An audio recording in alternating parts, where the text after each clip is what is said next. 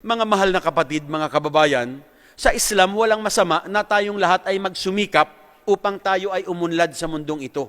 Nothing harm to strive in order to succeed. Ngunit ang aming pakiusap na sana mga kapatid, ang mas higit nating paghandaan ay ang tinatawag na kabilang buhay sapagkat naroroon ang buhay na walang hanggan. At ang paghanda sa kabilang buhay, huwag nating sabihin na tsaka na lang, tsaka na lang, tsaka na lang.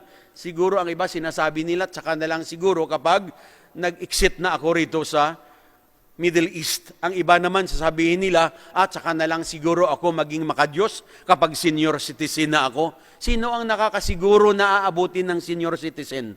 Dahil ang sabi nga ng Panginoon, وَمَا تَدْرِ نَفْسٌ مَاذَا تَكْسِبُ غَدًا وَمَا تَدْرِ نَفْسٌ بِأَيِّ أَرْضٍ تَمُوتُ.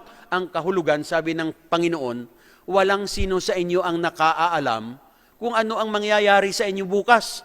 At walang sino sa inyo ang nakaalam kung saang lugar kayo mamamatay. Innallaha alimun kabir. Tanging ang Allah, ang Diyos lamang, ang nakaalam ng lahat-lahat ng bagay. Marami tayong mga narinig, katulad lamang halimbawa, yung few months ago, kung narinig nyo yung MH370, yung Malaysian Airlines, ilan ang sakay? 239 kasama ang mga crew, piloto. Hanggang ngayon, wala pa ring concrete proof kung nasaan ang mga haka-haka, may mga debris na nakita sa Indian Ocean.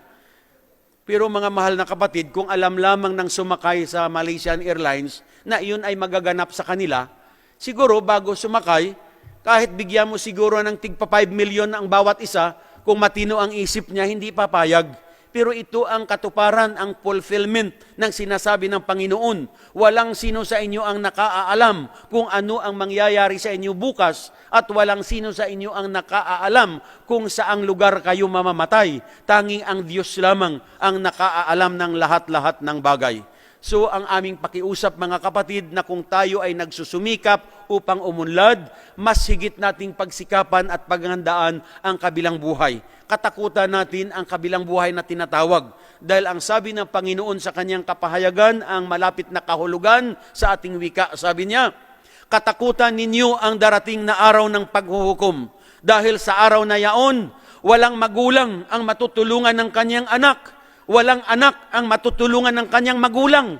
Ang lahat mamamatay at ang bawat isa mananagot sa sarili niyang ginawa.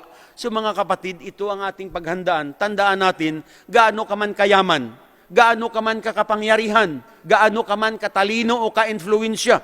Ngunit kung ang Diyos ang may takda na ang buhay mo ay hanggang doon na lamang, ang kayamanan mo, ang talino mo, ang pagiging makapangyarihan mo, hindi makatutulong para dugtungan o humaba ang buhay mo.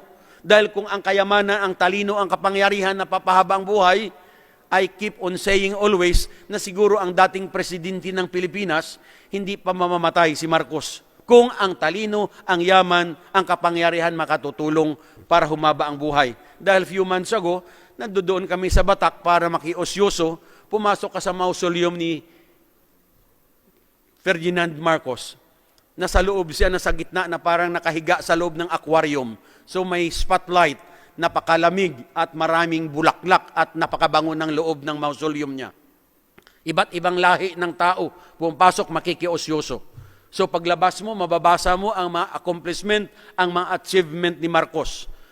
Si Marcos noong kanyang kapanahunan, pagka-graduate niya ng law, hindi pa kumukuha ng bar exams, na kulong siya dahil na-involved sa pagpatay ng political rival ng kanyang ama, kay Pedro Nalundasan.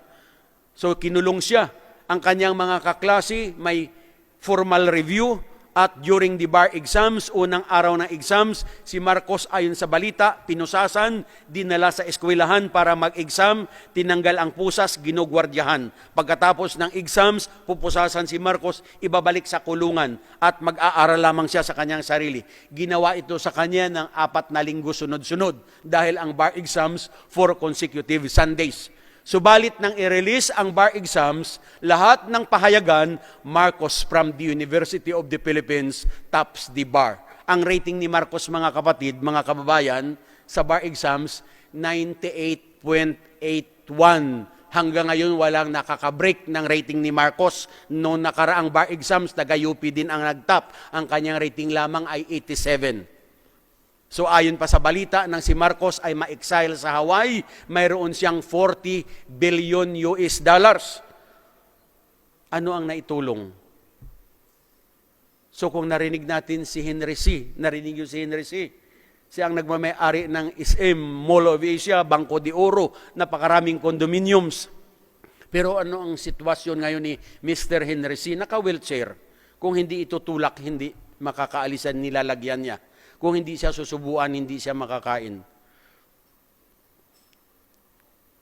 So ano ang naitulong ng kanyang kayamanan? So ang aming dinadrive sa inyo mga mahal na kapatid, na tayong lahat ay pinagkalooban ng Panginoon ng tamang pag-iisip, ng talino, na dapat nating gamitin ito para ma-achieve natin ang tagumpay, hindi lamang sa mundong ito, higit sa lahat sa kabilang buhay. So tandaan natin na ang Islam, hindi lamang ito pananampalataya sa kasalukuyan, kundi ito ang pananampalataya na nagmula sa Panginoon noong unang panahon hanggang sa kasalukuyan at hanggang sa magunaw ang mundo. At tandaan natin, ang Allah mismo ang nangangako na wala siyang ibang relihiyon na tatanggapin. Dahil ang sabi niya sa Quran, Inna dina indalahil Islam. Katotohanan, ang relihiyon na katanggap-tanggap sa Allah ay Islam lamang, pagsunod, pagsuko at pagtalima sa Kanya. At Kanya pang sinabi sa Quran, sabi niya, wa mayabtagi gairal Islam adina, falan yukhbala minhu, wa huwa fil akhirati minal kasirin. Ang malapit na kahulugan, sabi ng Allah ng Panginoon, sino man ang maghangad o magnais ng ibang relihiyon maliban sa Islam, kailanman ay hindi tatanggapin sa Kanya at siya ay mabibilang sa mga talunan sa araw ng paghuhukom. So mga kapatid, ang Islam, ito ang relihiyon ni Jesus Christ, relihiyon ni Virgin Mary, relihiyon ni Propeta Muhammad, relihiyon ni Moises, relihiyon ni Adan, relihiyon ni Noah, relihiyon ni Adan, relihiyon ni Eva. At ang Islam ay relihiyon noon sa kasalukuyan at hanggang sa magpasawalang hanggan. So, dalangin ko sa Allah na tayong lahat ay igabay sa matuwid na landas, nang sa gayon, hindi lamang dito tayo sa lupa nagkikita-kita, higit sa lahat sa kabilang buhay, sama-sama tayo sa paraiso upang anihin ang biyaya at ang gantimpala ng Panginoon.